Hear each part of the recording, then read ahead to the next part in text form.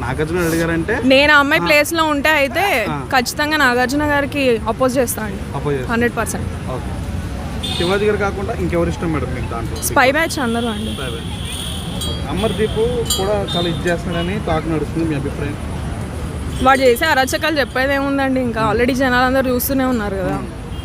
So మా TV Nagarjuna గారు కలిసి అమర్దీప్ని గెలిపించాలని చెప్పేసి ట్రై చేస్తున్నారని బయట టాక్ 100%.